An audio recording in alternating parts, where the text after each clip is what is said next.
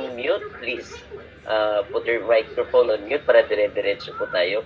Don't worry, this part is my part. I'm going to make this quick and easy. I'm going to ensure that all of us will be able to digest and understand the things that I'll be sharing, because I pick and I only chose those things that can be easily understood by the people in the field, especially our teachers, since they are our clientele. So, ayun, may hindi nakamute. May hindi nakamute. Okay, please check your microphone if you're in mute po. Ayun. So, I'm sharing my slide now. Ayun, nakikita na po ba yung slides? Ang problema, di ko kayo makita. Ayun, so if ever na... Okay, thank you for that po, ma'am. So, I entitled this slide po, PPST Way, a journey to teacher quality in times of pandemic, knowing that this time is the most trying time, not just for the teachers, but also for the school heads, knowing that every one of us is trying to continue the operation and continue to deliver the things that is expected from us. So yun po yung journey natin ngayon. We understand that even before, our tasks in the Department of Education has been so challenging, more so this time, now that pandemic is added in our life as government official. Knowing that our president, together with our secretary, always told us that we need to continue education. But of course, this continuity of education is not just a continuity, but it should be continuity with quality. Yun po yung gusto ng ating gobyerno. Yun po yung gusto. Now, we advocate literacy and numeracy across learning areas. Kahit na you're teaching science, we always advocate na sana na dapat merong literacy doon at merong numeracy doon. Kasi ang purpose natin is that we need to create a child that is holistically developed and also possess or masters those life skills that they will be using in the future po. Next is positive use of ICT. We always want our teachers to be using ICT positively. We don't want teacher to use items or to use entry in the internet that is not owned by them. Kung hindi man nila na-own, at least they're going to cite it. So this picture I am using right now, it is owned by DepEd. So I'm not citing it since it is an official DepEd picture. Yung mga previous naman na picture na ginamit ko, yun din naman ay capture ko po. So ito rin. Ay, meron pa palang isa doon sa dulo. Okay. Also, this PPST, kumbaga nakuha po niya yung requirement ng K-12 natin, ng K-12 natin is through classroom communication strategy. We always want to ensure the teacher knows how to communicate to their learners, knows how to communicate to the parents, knows how to communicate to the stakeholders. Ang purpose natin is not to solicit, but this is to communicate with them kung ano yung mga kailangan, ano yung kailangan natin para matulungan natin yung mga bata. Ang purpose lang pa talaga things, kasi alam na natin yun, and then we're so excited na we can identify those MS. We have this 12 set, the first 12 PPST indicators. We introduced this starting school year 2018-2019. Nga sa 2018-2019, late na tayo na sa struggle, hindi pa nila na-master. So we opted in 2019-2020 that we need to use again the 12 set of indicators. We have to remember, teachers and school leaders, that we have 37 indicators in the PPST. We only release 12 PPST indicators. So meaning, if meron ng 12, meron pa tayong pending na kung 12 to 25 na indicators. Tama ba? Baka mali ako sa math po. Capacity building for our teachers and also with the regional people.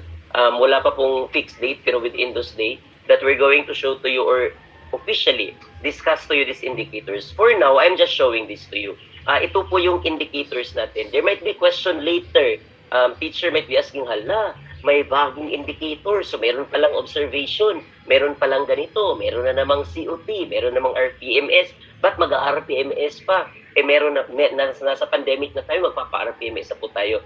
We just have to be reminded that this RPMS is not a mandate of DepEd, but this is a mandate of the Civil Service Commission. Kumbaga po, si RPMS is not just true to DepEd, but true to all government agency. So we really need to follow PPST. Kasi meron po itong implication. If you have the PPST, eventually in the coming years, meron po itong implication. Kasi if we're going to stop the PPST, introduction of PPST indicators or teacher, meron po itong implication sa promotion natin. Meron po itong implication doon sa identification ng beginning, proficient, highly proficient, distinguished teacher. Meron po mga implication doon.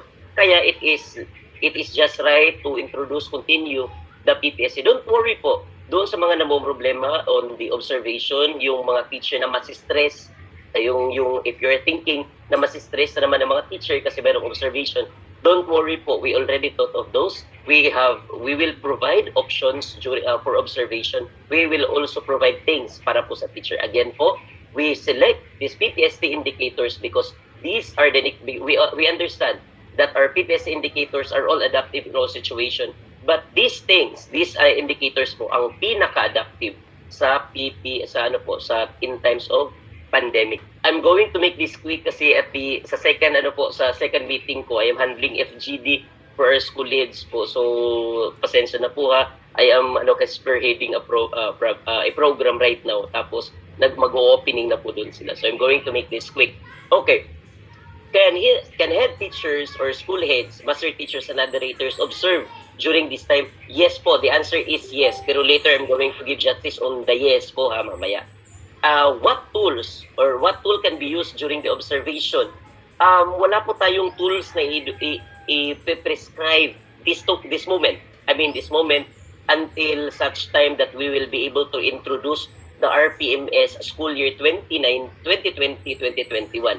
Dahil hindi pa namin na-introduce po as of the moment, kasi hindi pa natin na-introduce, wala pong tool na prescribe.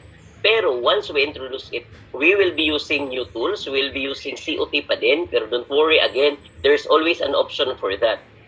As of the moment, since wala pa tayong tool, we suggest that school leaders may use this STAR approach. Don't worry, this STAR approach is not new to school leaders. We already been using this together with CRIS observation, together with NCBTS, yung mga NCBTS observation tool natin. We can use that, we can use those things. But I would suggest that we're going to use the STAR approach. Kumbaga, the situation, tasks, action, and response.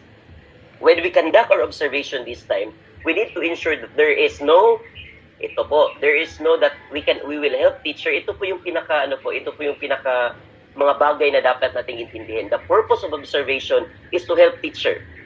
Second is never look for mistakes but look for opportunities. When we say opportunity, kung merong kakulangan si teacher, tumulong ka. Kung nakita mo as school head, as supervisor, as master teacher, kung meron kang nakitang kakulangan ni teacher during this time, huwag mong ipagsabi sa iba.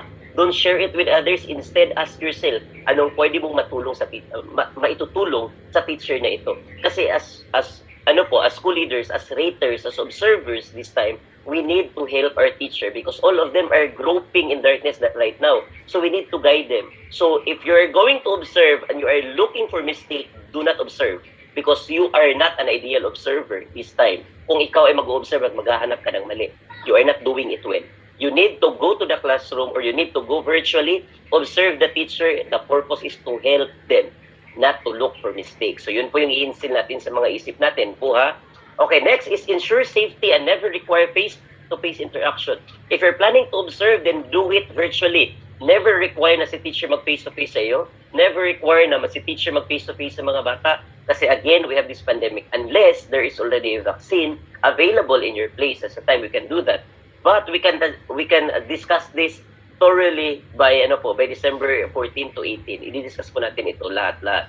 This time lang po I'm showing to you the broad stroke of RPMS para po malaman ni teacher na meron pong ginagawa si DepEd not to burden you but to help you in this pandemic, to ensure that meron pa ding teaching quality or kumbaga meron pa ding quality education ang Pilipinas. Kasi marami tayong naririnig na sinasabi, lang to para ma-continue lang, para hindi bumagsak. It's not like that. We need to still deliver education with quality. Next is treat your observation as data collection. When you do your observation, school heads, master teachers, and other observers,